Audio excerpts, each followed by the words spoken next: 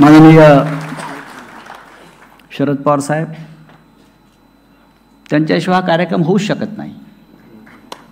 माझा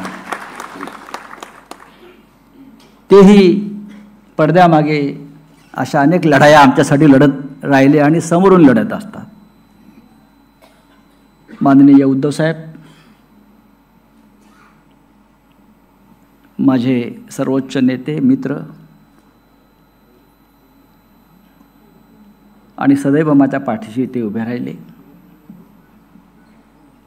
आणि खास पाहुणा आपण जो मुंबईतून कलकत्त्यातून बोलवलेला आहे, त्यांचं नाव गोखले आहे, साकेत गोखले. आता साकेत गोखले कलकत्त्यात कुठे गेले? ते तृणमूल काँग्रेसचे खासदार आहेत आणि ममता बॅनर्जींनी त्यांना खास बोलवून खासदार केलं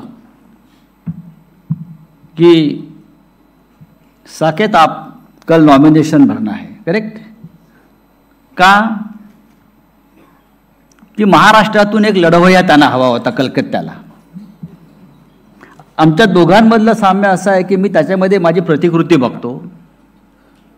तेही तुरुंगात होते ईडीच्या चक्रव्यूहात आणि मी सुद्धा होतो. आणि साकेत गोखले हे गेल्या काही काळापासून एक तरुण राजकारणी, उत्तम पत्रकार, उत्तम लेखक आहेत. ते मूळचे मुंबईकर आहेत आणि त्यांच्या आईसुद्धा इथे आलेल्या आहेत. आणि आमचे शरद तांदळे, हिमतीचं काम त्याने खरोखर केलेलं आहे. उद्या तुम्ही ईडीसाठी दरवाजे उघडे ठेवा. पण एक सांगतो, यापुढे ईडी आपल्या दारामध्ये येणार नाही. ईडीचा बूच लावून ठेवलाय. मी शेवटचा माणूस होतो, ईडी याचा नादाला लागली. मैं आखरी आदमी था जिसके साथ ईडी ने पंगा लिया. अब नहीं लेंगे. व्यासपीठावर नाही तर समोर सुद्धा अनेक मान्यवर बसले. मगाशी आपण नावं घेतली सगळ्यांची. तात्याराव लहाने आहेत, ज्यांनी उत्तम पुस्तकाचं कव्हर केलं असे चित्रकार भरतसिंग आहेत, आपले समोर बसलेले आहेत. त्यानंतर रजनीताई पाटील आहेत, खास आलेले आहेत त्या बीडवरून.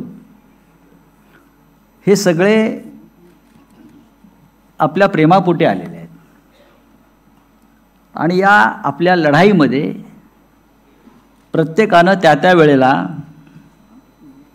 आपल्याला एक नैतिक पाठबळ दिलं, आपल्याला, आपल्या कुटुंबाला.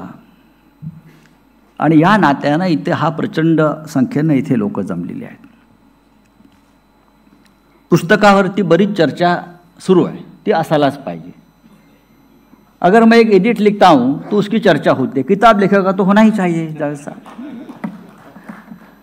एक संपादक आहे, मी रोज लिहितो, त्याची रोज आदित्य साहेब आपली चर्चा व्हायला पाहिजे. चर्चा तर होणारच, पण जेव्हा मी पुस्तक लिहीन त्याची चर्चा झाली नाही तर मग लिहून उपयोग काय?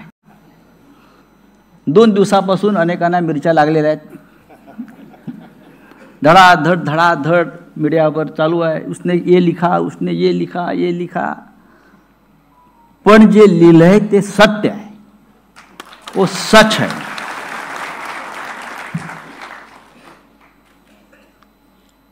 आणि माझी ओळख ही जी बाळासाहेबांमुळे झाली, माननीय बाळासाहेब ठाकरे